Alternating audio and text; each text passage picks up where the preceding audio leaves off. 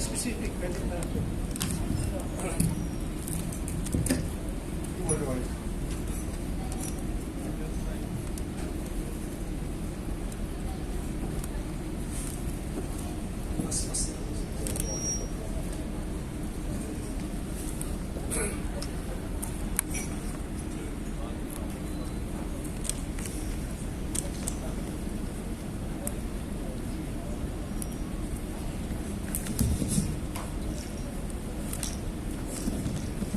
Yeah, first of all, I'd like to congratulate everyone. You have made very good presentations.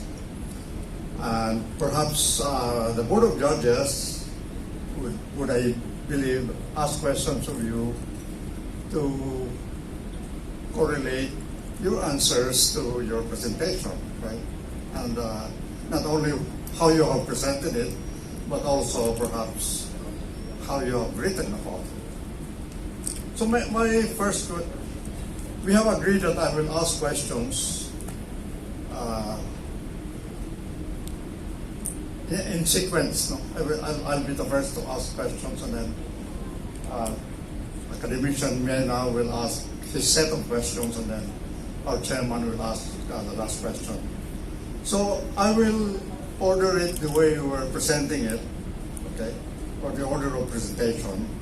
And so on the first one, which is on the kinetics, okay, I have two questions. One has to do with the age of the leaves that are chosen, and also the stacking of the leaves in the dryer, right?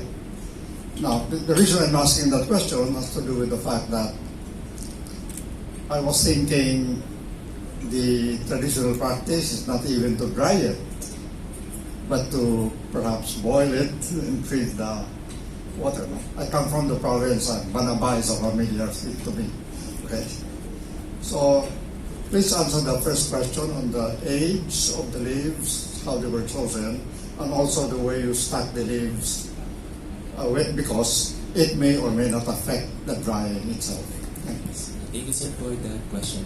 For the age of the leaves, we chose the leaves based on its color, yung appearance. So, we check na dapat green siya.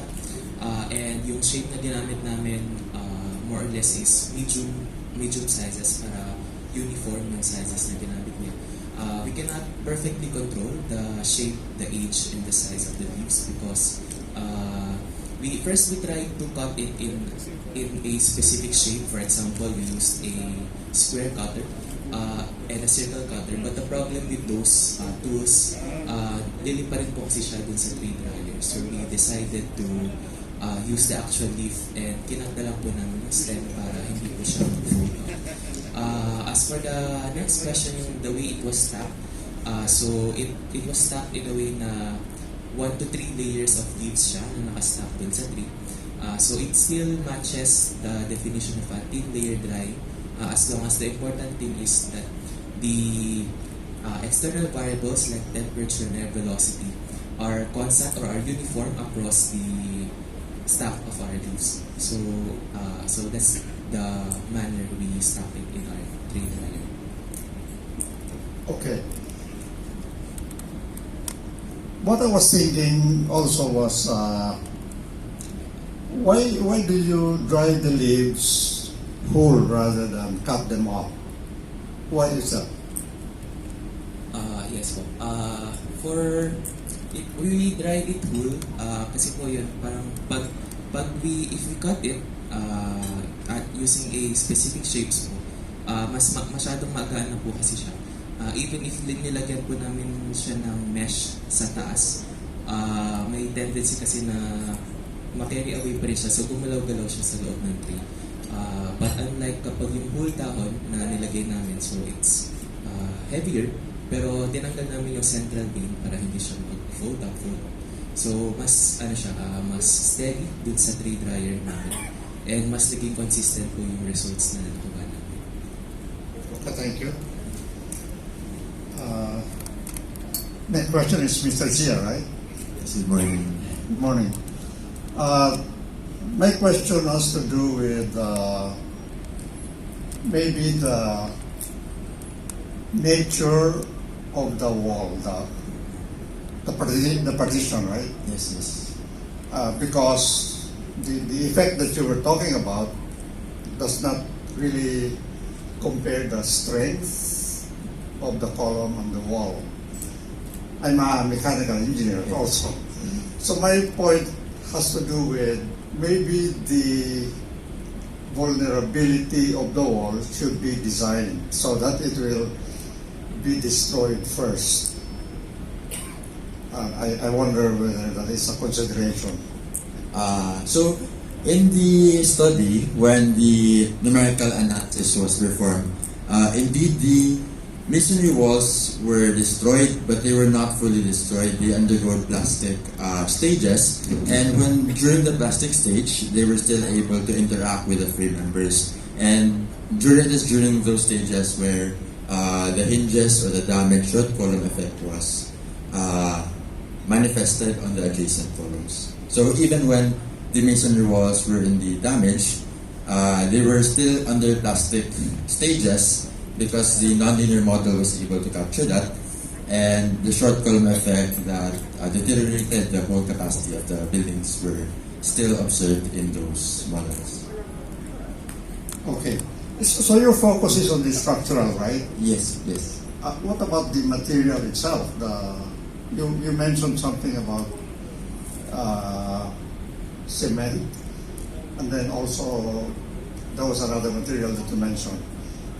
Is the material important in the design of the partitions so that it fails first in an earthquake?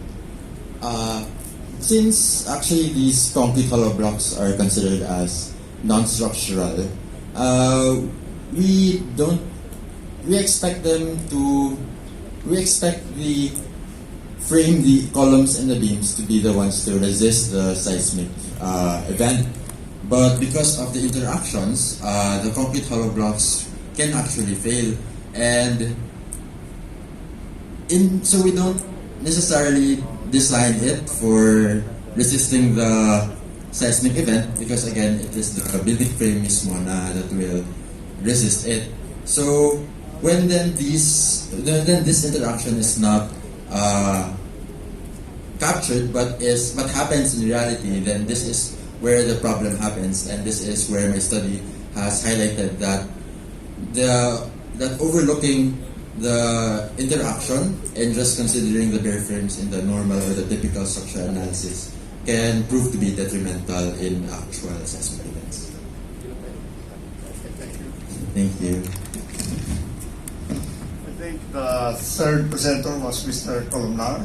Consular, sir. Consular. Consular, sir. Columnar. Galing doon sa previous. My question to you, because you call it a surrogate model, no? Yes, sir, yes. Do you know anything about digital twin? Do you know that concept? Unfortunately, no, sir. Not yet, okay. Well, maybe the direction of further research may be in that direction, right? But why surrogate rather than model or a simulation system, or why do you call it surrogate? Thank you. So, I call it surrogate modeling of the industrial batch fermentation because when we say surrogate, it is somewhat similar to we are making a model that could not be a direct model but somewhat similar, or will be a way in order to predict the potential profit. Thus, we say that instead of directly calling it as potential profit modeling, we call it surrogate modeling because we cannot say directly that the model that we predict will be the model that will be 100% sure that that would be the potential profit, since we know that there are also some limitations and errors along the course of the conduct of the study. So we call it surrogate modeling instead. Yeah. Why, in my experience or in my own studies, we come up with a numerical model, di ba? Pareho lang yun, di ba? Yes, yes, yes. So surrogate and numerical. So rather than a physical model, di Yes, ba? yes. Or a numerical model is what you're talking about. Okay, thank you. Thank you, sir. By the way, later I will ask everybody Okay, sir. a common question. And the next presentation was about the what if, right? So what I have in my mind was, because nuclear power plants have been there for many years, there must be some document, and I don't know of any other name but an operational manual. So an operational manual is something that ought to be the output of this what if situation, right? So in other words, when you say what if, that must have been anticipated already by somebody else before. Are you saying that for the Bataan nuclear plant there was no such operational manual? We were able to contact po yung PNRI library. Then we had document. Sobrang limited lang po yung document na meron kami. And dun po namin binase lang yung data na ginamit po namin for the study. And dun po sa document, it's actually the Final Safety Analysis Review or the FSAR na generate ng National Power Corporation. And dun po is wala pong similar or parallel dun sa what if na technique. Kasi di ba, we're familiar with CCTV now, right? And of course, there must be some sort of CCTV in a plant like a nuclear plant. And there is a set of operators watching on their terminals what is happening in the plant. And I would expect that when there is a risk, di ba, people will be called in, and maybe they don't have to go near the place where something is happening, but they just watch it on their terminals. They must have already some preconceived actions on how they have observed. Right? Walang ganon na document. Over the course of our study, we weren't able to find one po. But I am not sure if meron pong nag-exist na ganong document talaga. Okay, so I think that's all my question from you. On the last presenter, Amano, ikaw yung last, so well now. What I had in mind was the continuity or the periodicity of monitoring, diba, the situation. I was just wondering what they have to be able to do that, not only one at a time or when somebody wants to do it, but monitor it on a continuing basis, because the change happens depending on the season, right? And the rain and so on. Is there such a thing? And if there is, maybe you can explain how you looked at it as well. Based on, upon interviewing them, sir, they do not have, meron lang po sa kanila is yung monitoring data po, which they do monthly, twice a month po. And yun lang po yung data na kinuha ko for the study. So, they just monitor the data. So the way they're monitoring is by looking lang. No, sir. They have Meron silang gadget. Yes po, sir. Sa established monitoring stations po nila. Okay. And so they may ano ba, wireless connectivity? No, sir. Pupunta po sila, and according to them, nagmo-monitor po sila around 8 to 10 a.m. po. Tapos, So tinitingnan lang nila, di ba? may mga equipment po sila to do the monitoring, sir. O may sensors. Nakalagay. Kasi that was my, maybe you will ask that question, but I was thinking we can put in sensors there. Yes. Di ba? Para magiging online. Yes, po, sir. Okay. So, but the idea of periodicity, I think, is important. Yes, po, sir. So my question for everybody is really the issue of impact on society, right? The impact of what you did on society. Maybe you can just say a few words on that. Sir, as for my study, the impact of my study to the society is a better understanding of how these medicinal plants work. Because when parang in our country, parang pag narinig mo lang natin na sampung insulin for diabetes treatment. Sorry. But how are they really prepared? And ano yung nangyayari dun, anong mechanism kung bakit siya ganun pinaprepare, kung bakit siya nagiging effective in treatment and control of diabetes. And so my study could further add to that na how it happens, the theoretical principles, the underlying foundations on what happens inside when these medicines are being prepared. And also with the data that we've gathered, it can further promote in improving kung paano sila pinoprocess. Kasi in the industries, we want to, as much as possible, automate and optimize everything. That's how we prepare, that's how big corporations prepare their products. Sa mga snacks natin, sa mga beverages natin, they are carefully monitoring the important parameters na dapat nilang i-control para to ensure na same quality yung product na na-produce nila and which can be enjoyed by consumers. And in the same manner, I guess it's time for us na to step up from just doing sun-drying na mukhang tuloy na to, okay na. Then we can really improve na para optimize yung method of preparation of these local medicines. Okay. So as for the impact of my study, concrete hollow block infilled concrete frames are among the most common type of construction nga in the Philippines for low to medium rise buildings. And studies on these are quite scarce, and we don't quite understand the interaction between these walls and these concrete frame members. So, because of this, several earthquakes have already manifested some negative effects of this interaction, and although only one of many possible causes, the short column effect in the study was examined, the factors that affect its development was examined, so that future structural engineers can better understand its effect and perhaps develop methods of practice so that as structural engineers, safety, aside from cost efficiency, safety of the population of society can be improved through more resilient structures.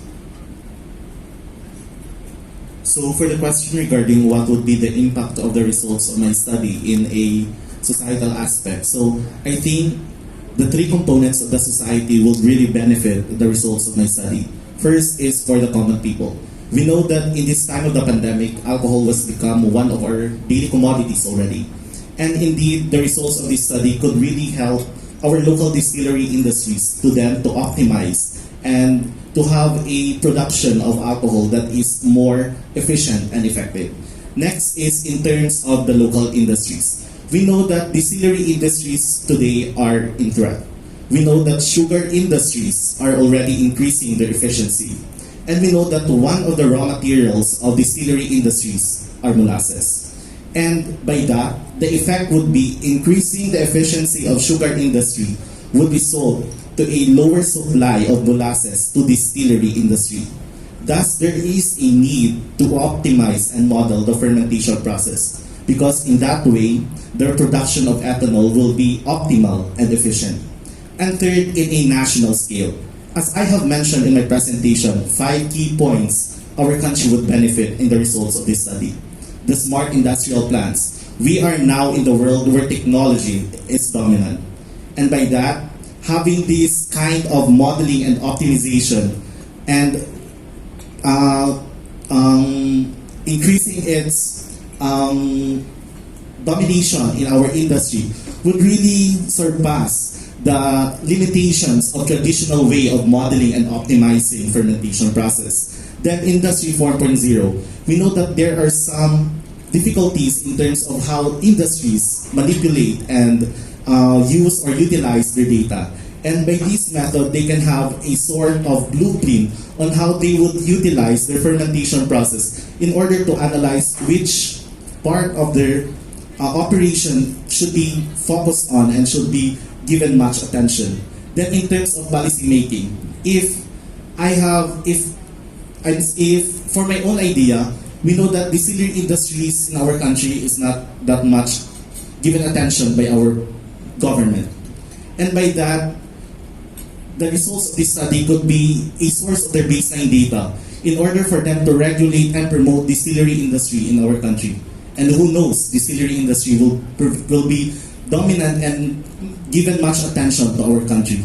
And in terms of business analytics, we know that distillery industries have difficulties in solving their problems due to some operational circumstances. And by this, using data analysis, statistical models, and quantitative analysis, it will be more efficient and will be more effective for them to solve industrial problems. Thus, I can say that the results of this study would benefit the common people, us, the local distillery industries, and the Philippines as a nation as a whole. Thank you.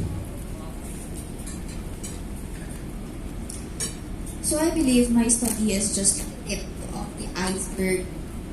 Marami pa pong pwedeng in-depth or deeper studies na mag-follow doon sa study ko. If given the chance na maintindihan talaga and ma-analyze talaga yung safety ng BNPP, pwede tayong makapagbigay ng recommendations na makakatulong sa pagbaba or pag-lower ng risk nung nuclear power plant. And by this, pwede nating makuha yung assurance, pwede natin mabigyan ng assurance yung tao and makuha yung full acceptance of people into the inclusion of nuclear energy sa energy mix ng bansa. Kasi sabi ko nga rin kanina na yung BNPP is a 620 megawatt power plant. It could, according nga kay Cardenas, pero that's 1980s, it could supply almost 5% ng electricity sa Philippines. So, ang laki ng potential ng BNPP. If we were able to affirm na ang BNPP is safe, it would help sa lack of energy resource dito sa Philippines.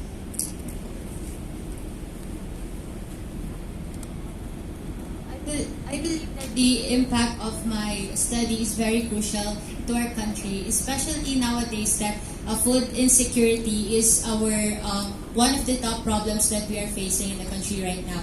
So knowing that the aquaculture is one of the significant contributors in food security, with the proper monitoring, with the proper management of data and their collective analysis would impact the aquaculture, would strengthen the aquaculture industry.